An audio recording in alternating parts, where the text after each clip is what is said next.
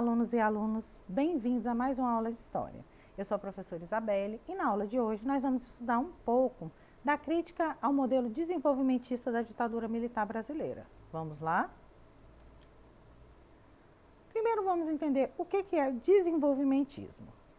O termo desenvolvimentismo foi criado para se referir às políticas de desenvolvimento econômico tomadas por governos, após a década de 1930, em resposta à grande crise econômica que ocorreu lá em 1929, o craque da Bolsa de Nova York. O aumento da industrialização e a ampliação das infraestruturas são processos ligados a esse fator, em busca de ampliar o desenvolvimento econômico, político e social de cada nação. O desenvolvimentismo teve seu apogeu principalmente após a Segunda Guerra Mundial, pois o clima político e social estavam abalados. Com isso, foi possível adotar estratégias nacionais com intenção de crescimento interno, a industrialização e em avanços sociais. No Brasil, a aplicação do desenvolvimentismo ocorre principalmente com o governo do Juscelino Kubitschek, que vai lá de 1956 até 1961, a partir de um projeto de plano de metas. Esse estabelecia um desenvolvimento no país para atrair indústrias estrangeiras em busca de auxiliar na questão econômica, na geração de empregos e no aumento da qualidade de vida, embora o último não tenha ocorrido aí como planejado. Era chamado 50 anos em 5, esse plano de metas. De modo geral, as políticas adotadas pelo governo de Kubitschek implicaram em uma transformação no setor econômico do país, consolidando uma cooperação internacional no plano econômico, político e cultural para o Brasil. Os governos militares, que assumem o controle do país durante a ditadura militar a partir de 1964, adotam os mesmos conceitos de desenvolvimentismo e nacionalismo proposto lá no governo do Juscelino Kubitschek, porém de forma mais intensiva, utilizando moldes autoritários e deixando de lado novamente o desenvolvimento social para diminuir as diferenças. Esses governos têm um foco na infraestrutura e na industrialização, porém há um aumento de empréstimos estrangeiros, o que vai gerando um processo de crise econômica no país que seria exposto alguns anos após o fim da ditadura. O primeiro Plano Nacional de Desenvolvimento, o primeiro PND, reforçou o projeto desenvolvimentista do regime militar, que vai aí de 64 a 85, que no governo do general Emílio Garrastazu Médici, que vai de 69 a 74, foi sintetizado pelo Programa de Metas e Bases para a Ação do Governo, esse programa de 1970. A política econômica desenvolvimentista baseia em estímulos à industrialização e ao consumo promovidos pelo Estado. Os modelos desenvolvimentistas podem lançar mão de apoio dos empresários. Esse foi o caso do governo do general Médici, que solicitou o suporte de empresários nacionais pelo Programa de Grandes Empreendimentos Nacionais, criados por meio desse PND. Esse primeiro PND, ele foi pensado pelo economista Roberto Campos, lá em 1967, e elaborado pelo ministro do Planejamento do governo Médici, que era o economista João Paulo dos Reis Veloso. Esse documento propôs algumas realizações para o país, que a gente vai resumir rapidamente. A transformação social mediante processo de competição e integração, a modernização da empresa nacional, a atuação eficiente do governo, mobilização intensa do sistema financeiro nacional e do mercado de capitais, a implementação de políticas tecnológicas nacionais, com foco nos setores que viabilizavam ali a indústria básica, como energia elétrica, tecnologia nuclear, petróleo, telecomunicações, siderúrgicas, pesquisa mineral e pesquisa sideral. Aproveitamento de recursos humanos do país, que incluía o programa de alfabetização Mobral e a reforma universitária, efetivação de grandes programas de investimentos, efetivação da integração nacional, realizados pelo Plano Nacional de Integração, que é o PIN, e pelo Proterra, a integração social por meio dos programas PIS, PASEP, ProRural, e da abertura de capitais das empresas, estratégia econômica externa, né, estímulo à indústria manufatureira, né, a de minérios e a de produção de insumos agrícolas não tradicionais. Com todas essas medidas, né, a gente tem o chamado milagre econômico da ditadura, né, que produz, né, além de uma sistemática estrutura de repressão aí, né, de tortura, né, que é uma imagem, né, que a gente tem da ditadura, também produz uma imagem de crescimento industrial e de colocação do Brasil, né, entre as potências mundiais, que é, né, esse período chamado de milagre econômico, né, que possibilita a internacionalização da economia brasileira. Já no cenário interno, ele gera um mercado consumidor e a criação de alguns slogans, né, de defesa, como ninguém segura esse país, para frente Brasil, ou mesmo, né, o que dava um ultimato aos opositores, né, um cunho mais autoritário, né, Brasil, ame ou deixe, né. Esse milagre econômico da década de 70 foi garantido pelo investimento estrangeiro feito no Brasil por empresas multinacionais e também através do acesso às linhas de créditos, né, disponibilizada por instituições financeiras estrangeiras. Idealizado, né, pelo economista e ministro da Fazenda, Antônio Delfim Neto, né, o milagre econômico incentivou, né, 3 ramos produtivos.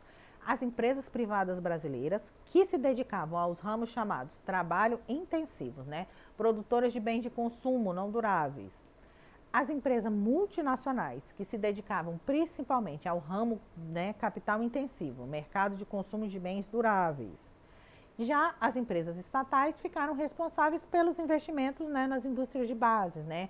O setor que ficou convencionado aí chamar, né, de indústrias necessárias à manutenção da segurança nacional, né? Que abarcava aí as empresas de produção de energia elétrica, a indústria pesada, telecomunicações e, claro, a indústria bélica, né? A gente está falando do governo militar. O segundo Plano Nacional de Desenvolvimento, né? Ele deu sequência ao primeiro, né? E assim como o primeiro, também foi instituído por lei, né? Em 4 de dezembro de 1974. Foi promulgada a Lei 6.151, que instituiu as diretrizes, né, do segundo PDN, né? Vigente entre os anos aí de 74 e 79. Com a elaboração do segundo PND, né, o governo de Geisel, né, formulou a estratégia desenvolvimentista proposta pelo primeiro PDN. O primeiro Plano Nacional de Desenvolvimento, né, possuía foco no fomento à produção de bens de consumo duráveis, né, eletrodomésticos, automóveis, né, esses bens de consumo. Já o segundo, né, passou a salientar o incentivo à geração de energia e à produção de insumos básicos, né, petróleo, alumínio, aço e de bens de capital, né, máquinas, fábricas, ferramentas. Prioridade, né, de uma política realista de substituição de importações, sobretudo nos setores de bens de capitais, né, energéticos e fertilizantes, principalmente no setor do petróleo. Outra medida, né, para o crescimento do setor energético foi a criação da usina de Itaipu, né, e também estimulou o programa nuclear e a utilização de álcool, né, como combustível. A gente tem aí o Proálcool, né, dessa época, que consistiu, né, numa iniciativa do governo brasileiro de intensificar a produção de álcool, né, como combustível, o etanol, né, para substituir a gasolina.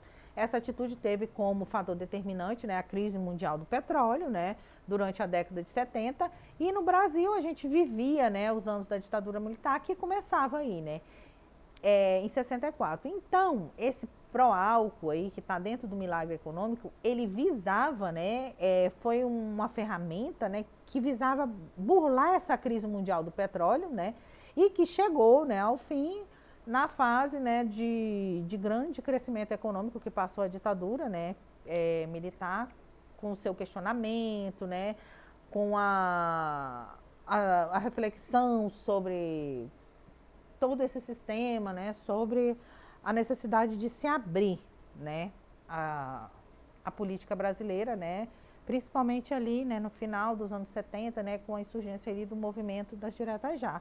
E aí, esse programa acaba caindo aí no esquecimento.